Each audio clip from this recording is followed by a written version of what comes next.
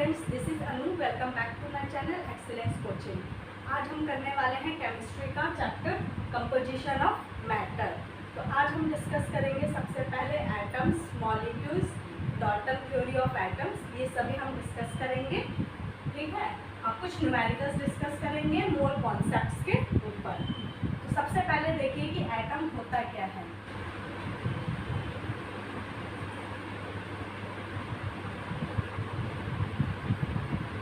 क्या होता है atom? Atom is a smallest particle. जो सबसे स्मॉलेस्ट पार्टिकल होता है, smallest particle of elements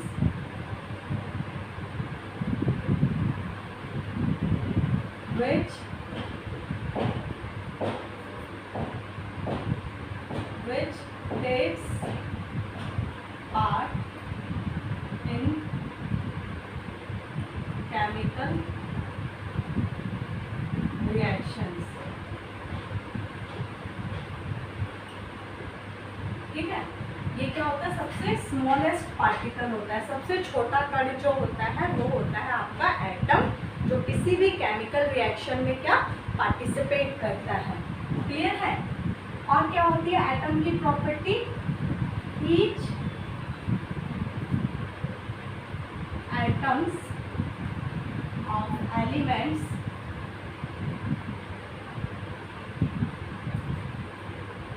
shows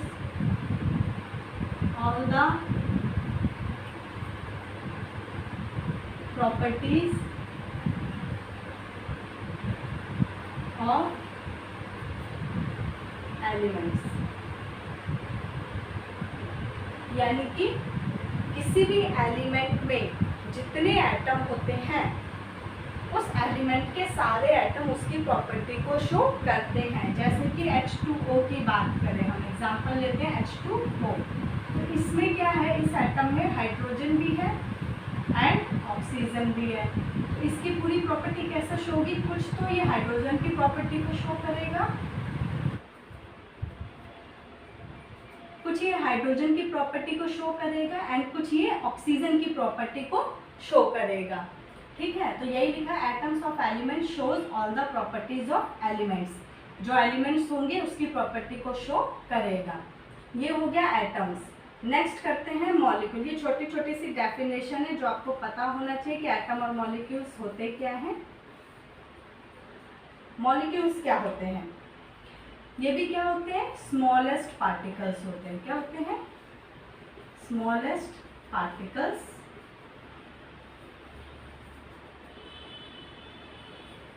of किसी भी एलिमेंट और कंपाउंड के स्मॉलेस्ट पार्टिकल होते हैं।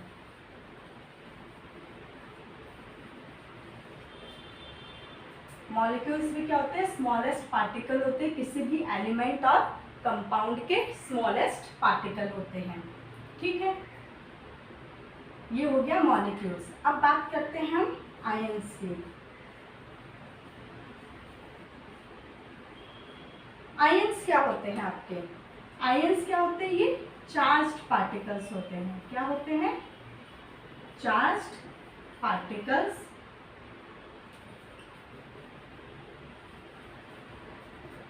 बाय gaining और losing electrons। Means charge particle क्या होते हैं? कैसे चार्ज आता है? या तो वो इलेक्ट्रॉन को गेन करते हैं या फिर वो लॉस करते हैं। समझते हैं कैसे, कितने होते हैं आयंस? Cation and अनायन। एक होता है poly atomic ion, poly atomic ions. Cation क्या होते हैं? इन पे क्या होता है? पॉजिटिव चार्ज होता है, यानी कि ये इलेक्ट्रॉन को क्या करते हैं? Loss of electron. एक इलेक्ट्रॉन देगा या दो इलेक्ट्रॉन देगा तो उस पर पॉजिटिव चार्ज हो जाएगा और उसे कहते हैं कटायन। ठीक है, यानी कि इलेक्ट्रॉन को लॉस करना धनात्मक कहते हैं हिंदी में, तो ये हो गया कटायन। एंड अनायन क्या होगा आपका, नेगेटिव होगा साइन। इसमें क्या होगा, gain of electron, gain of electron, यानी इलेक्ट्रॉन लेता है तो अनायन, इलेक्ट्रॉन देता है तो कटायन।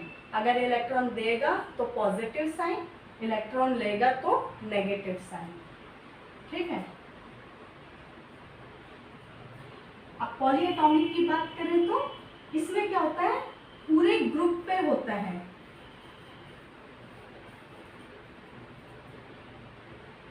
ग्रुप ऑफ चार्ज, पूरे ग्रुप पे ही क्या होता है, चार्ज होता है। जैसे कि एग्जांपल लो NH4, इसमें क्या होता है, पूरे NH4 पे पॉजिटिव चार्ज होगा।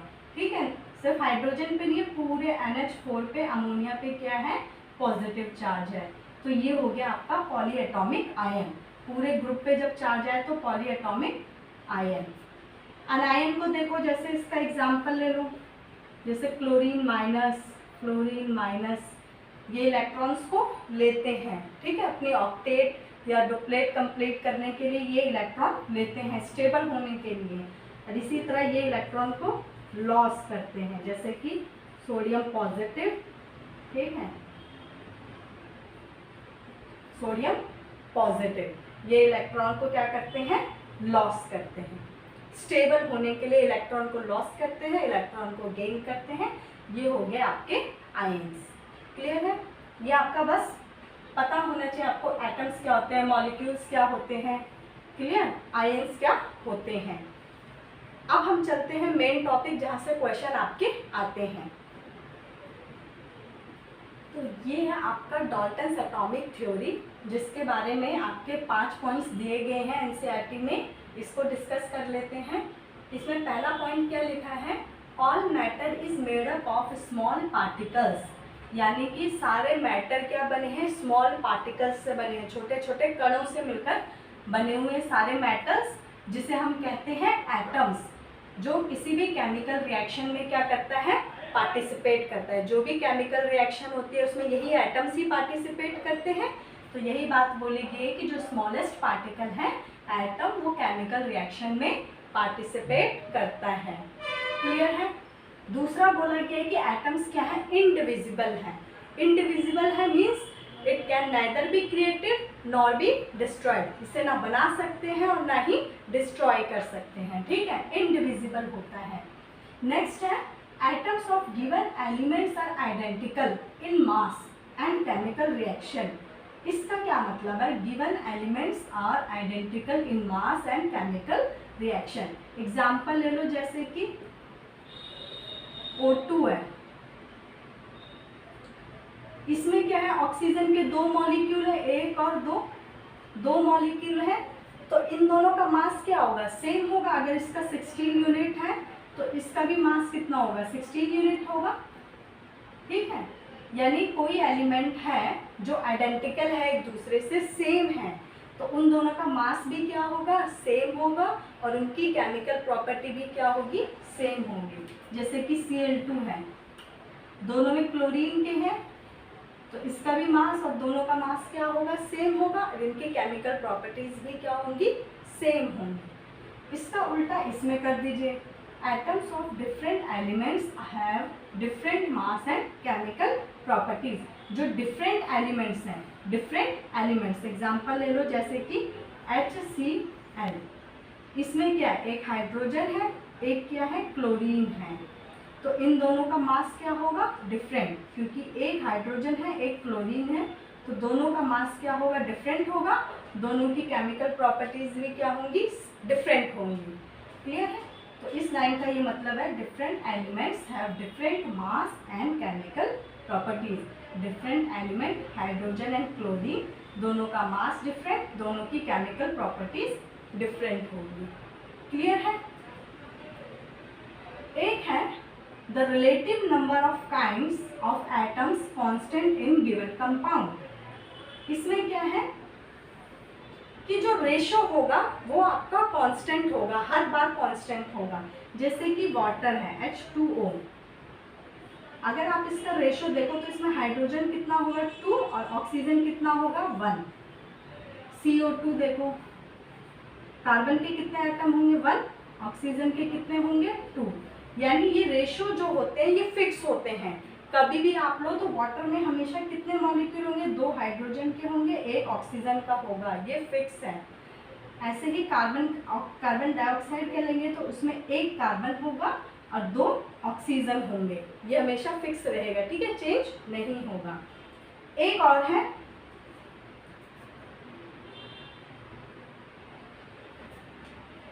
सिक्स प्रॉपर्टी, क्या है, atoms combined in the ratio of whole number। हमेशा होल नंबर में कंबाइंड होगा, जो भी एटम्स होंगे वो कंबाइंड किस में होंगे, होल नंबर में होंगे। जैसे कि वाटर का ही ले लीजिए एग्जांपल, तो इसमें हाइड्रोजन के कितने मॉलिक्यूल है 2, ऑक्सीजन के कितने हैं 1, तो ये हमेशा होल नंबर में होगा। जैसे 2 और 1 होल नंबर है, ये कोई रेशो उसमें नहीं होगा, ठीक है। जैसे मान लो हाफ हो गया या 2.5 हो गया, इस टाइप से कोई भी एटम्स के मॉलिक्यूल कंबाइन नहीं होंगे, हमेशा किस में होंगे, होल नंबर में होंगे। 2, 3, 4 इस टाइप से कंबाइंड होंगे। जैसे कि CO2 ले लो, इसमें क्या है 1:2, ऑलवेज होल नंबर। NH3 ले लो 1:3, कहीं पे भी इस टाइप से नहीं आएगा कि 1/2 आ गया, 3/2 आ गया, इस टाइप से नहीं होगा। तो ये थी डाल्टन्स की एटॉमिक थ्योरी, ठीक है। ये 6 पॉइंट्स थे जो आपको ध्यान रखने हैं, इन्हें एक्सप्लेन कर दिया है मैंने।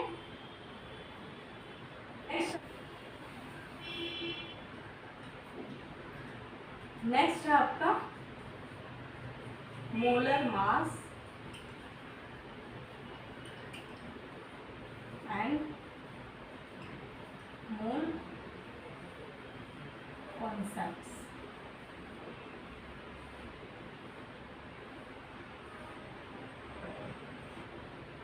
देखिए अब चलते हैं molar mass and mole concepts के ऊपर। इसमें कुछ फॉर्मूले हैं जो आपको याद रखने हैं और इसके बेस पे आपसे न्यूमेरिकल पूछे जाते हैं। तो मोलर मास क्या होता है, सबसे पहले आपका मॉलिक्यूलर मास।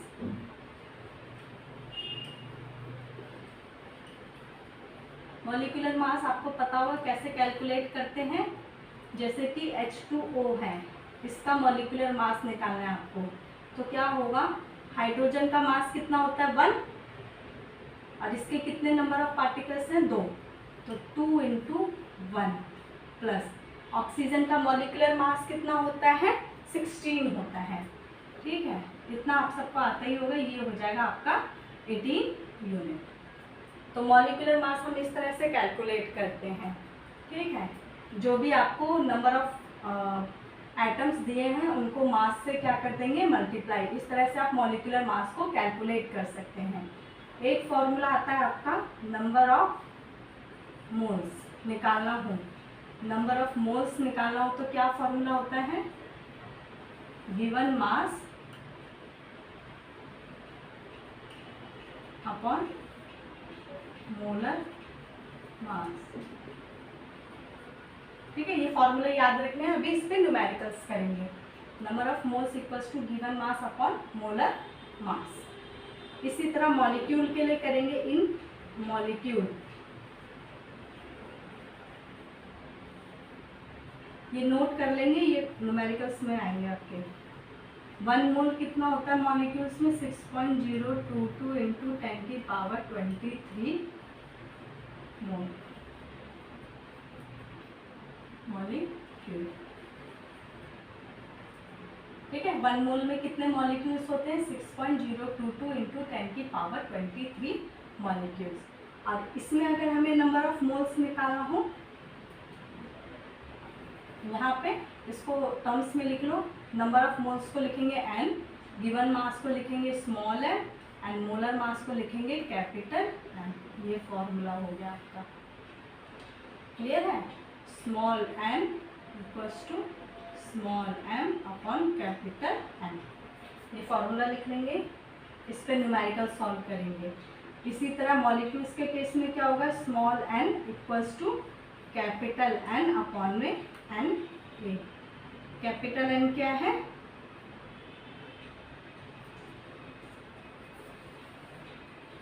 यहाँ लिखेंगे मॉलिक्यूल्स के केस में number of moles equals to given mass of particles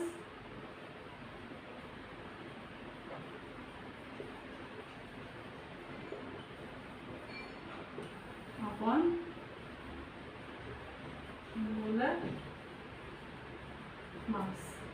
ठीक है, तो इसको लिखेंगे स्मॉल n एंड इसको लिखेंगे स्मॉल n, इसको लिखेंगे capital N। Given mass of particles को लिखेंगे कैपिटल N एंड मोलर मास को क्या लिखेंगे, मोलर मास नहीं लिखेंगे, यहाँ पे लिखेंगे एवोगैड्रोस नंबर। मॉलिक्यूल्स के केस में आएगा एवोगैड्रोस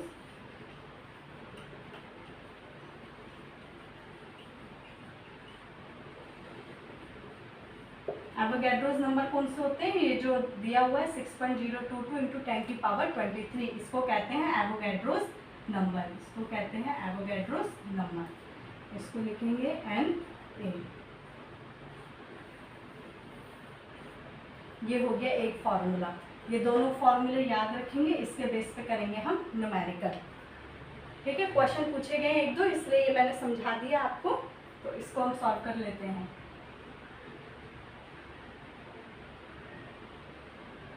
क्लियर है, चलते हैं न्यूमेरिकल्स पर। तो molar mass and mole concept से कुछ न्यूमेरिकल्स हैं जो हम सॉल्व करते हैं। अभी आपको जो फॉर्मूले लिखवाए हैं उनको याद रखना है और उसी के बेस पे ये न्यूमेरिकल्स हैं। तो सॉल्व करते हैं इनको। सबसे पहले लिखा है कैलकुलेट नंबर ऑफ मोल्स। क्या कैलकुलेट करना है आपको, number of moles. Number of moles का फॉर्मूला किया था अभी आपने, n equals to given mass upon में मोलर मास। यही क्या था, given mass upon molar mass. ठीक है, given mass and molar mass. तो आपको गिवन मास कितना है, नंबर ऑफ मोल्स कैलकुलेट करना है, यानी स्मॉल n कैलकुलेट करना है। गिवन मास कितना होगा, हीलियम का गिवन मास कितना होगा, गिवन मास कितना है 52 ग्राम, मास इतना गिवन है। एंड मोलर मास क्या होता है, हीलियम का मोलर मास कितना होता है 4। हीलियम का मोलर मास कितना होता है 4, कैंसिल होके कितना आ जाएगा 30 मोल। ठीक है, सिंपली आपको फॉर्मूले में वैल्यू पुट करनी है। गिवन मास है आपके पास, मोलर मास आपको पता होना चाहिए, कैसे कैलकुलेट करते हैं ये भी बता दिया है, तो उस हिसाब से आप ये सॉल्व कर लेंगे। अब इसमें देखिए, इसमें लिखा है नंबर ऑफ हीलियम एटम्स, ये एवोगैड्रोस का हो गया। इसमें आपको मॉलिक्यूल्स दिए हुए हैं ना, तो आप मॉलिक्यूल वाला फॉर्मूला लगाएंगे। ठीक है, निकालना क्या आपको, नंबर ऑफ मोल्स। तो इसमें क्या था, small n equals to capital N upon में एवोगैड्रोस नंबर। तो गिवन मॉलिक्यूल्स कितने हैं आपके पास, 12.044 इंटू 10 की पावर 23, यही आपको गिवन है। ये कैपिटल N क्या होता है आपके पास, गिवन जो वैल्यू होती है उसे पुट करना होता है, तो हमने ये पुट कर दिया। एंड एवोगैड्रोस आपको पता होना चाहिए 6.022 इंटू 10 की पावर 23। 23 से 23 कैंसिल, एंड ये कैंसिल हो जाएगा 2 पे। तो n की कितनी वैल्यू आ गई 2, नंबर ऑफ मोल्स कितने आ गए 2 मोल। क्लियर है, सिर्फ आपको फॉर्मूले पता होने चाहिए तो न्यूमेरिकल बहुत इजीली हो जाएंगे, इससे ज़्यादा टफ नहीं आता। कैलकुलेट द मास, अब इसमें क्या कैलकुलेट करना है आपको, मास कैलकुलेट करना है। क्या कैलकुलेट करना है, मास। तो मास का वैल्यू क्या होती है, small n equals to small m upon में कैपिटल M। आपको ये स्मॉल m कैलकुलेट करना है, यानी कि आपको मास कैलकुलेट करना है। तो क्या हो जाएगा, number of moles into molar mass, molar mass. तो ये आ जाएगा स्मॉल m की वैल्यू,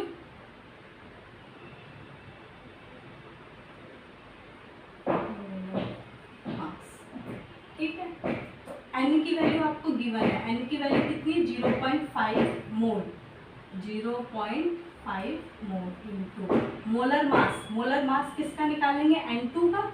N2 का मोलर मास कितना होता है, एक नाइट्रोजन का जो मास होता है वो 14 होता है, तो 2 का कितना हो जाएगा 28।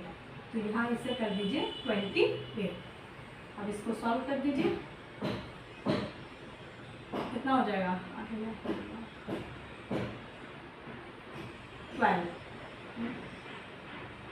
ये हो जाएगा 14 ग्राम। ठीक है, कितना मास आ जाएगा 14 ग्राम आ जाएगा, मास ऑफ नाइट्रोजन। सिर्फ आपको फॉर्मूले का यूज करना है, n equals to small m upon capital M। Small m की वैल्यू गिवन है, मोलर मास आप कैलकुलेट कर लेंगे जो कि आएगा 28, तो स्मॉल m की वैल्यू आ जाएगी। यही मास आपसे पूछा था, क्लियर है।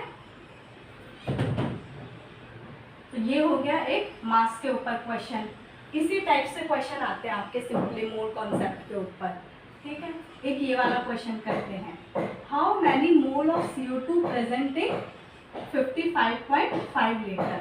सबसे पहले आपको पता होना चाहिए कि इन CO2 1 मोल में कितने होते हैं, कितने लीटर होता है 22.4 लीटर होता है। ये आपको पता होना चाहिए। जैसे एवोगैड्रोस की वैल्यू याद रखते हैं, इसी टाइप से आपको ये याद रखना है कि CO2 में 1 मोल में कितने लीटर होते हैं 22.4 लीटर। अब क्वेश्चन क्या पूछा आपके 55.5 लीटर में कितने मोल होते हैं, 55.5 लीटर में कितने मोल होते हैं, हाउ मैनी मोल, यानी आपको मोल निकालना है, ठीक है, मोल कैलकुलेट करना है। तो आपको पता है 22.4 लीटर में कितने होते हैं 1 मोल, इसी को उल्टा कर देंगे तो 55.5 लीटर में कितने मोल होंगे, 55.5 डिवाइडेड बाय 22.4, ये समथिंग 2.48 मोल आ जाएगा। ठीक है, सिंपली क्या कर देना आपको डिवाइड, 22.4 लीटर में पता आपको 1 मोल होते हैं, तो 55.5 लीटर में आपसे पूछा गया है, तो आप इसको सॉल्व कर देंगे इस तरह से, तो आंसर आ जाएगा दिस वन। ठीक है, तो ये तो कुछ क्वेश्चंस मोल कॉन्सेप्ट्स के ऊपर। ठीक, ये आपकी एक छोटी सी यूनिट दी हुई थी कंपोजिशन ऑफ मैटर, जो कि आपका है केमिस्ट्री का पार्ट। नोट कर लीजिए, ये केमिस्ट्री में है एक यूनिट कंपोजिशन ऑफ मैटर। हम साथ साथ करेंगे केमिस्ट्री और फिजिक्स। अगर एक यूनिट हम फिजिक्स कर रहे हैं तो 2 यूनिट केमिस्ट्री का करेंगे, क्योंकि केमिस्ट्री का सिलेबस है ज़्यादा। ठीक है, इसके बाद हम करेंगे एटॉमिक स्ट्रक्चर का यूनिट है, जिसमें आपका Thompson model, Rutherford model, Bose model of atoms, जो कि बहुत ही इंपॉर्टेंट है आपका, वो डिस्कस करेंगे हम नेक्स्ट क्लास में। इसमें बस इतना ही था, तो ये डिस्कस कर दिया, बहुत ही छोटा सा यूनिट था, तो ये कंप्लीट हो गया। 2 ही टॉपिक थे इसमें, एक डाल्टन थ्योरी थी और दूसरा ये मोल कॉन्सेप्ट्स के कुछ क्वेश्चंस थे इसमें, जो कि आपको कर दिया है मैंने डिस्कस। तो ये हो गया एक कंप्लीट। नेक्स्ट एटॉमिक स्ट्रक्चर करेंगे, जिसमें इंपॉर्टेंट क्वेश्चंस है, बहुत ही इंपॉर्टेंट यूनिट भी है। ठीक है, तो देन उसके बाद फिर हम फिजिक्स करेंगे। फिजिक्स के एक यूनिट उठाएंगे, जो आप बोलेंगे वो यूनिट हम कराएंगे। लाइट है, मॉडर्न फिजिक्स है, थर्मोडायनेमिक्स है, जो भी होगा वो करेंगे हम नेक्स्ट फिजिक्स का। तो आज के लिए इतना ही। अगर वीडियो पसंद आए तो प्लीज़ इसे लाइक एंड सब्सक्राइब करें। आज के लिए इतना ही, थैंक यू।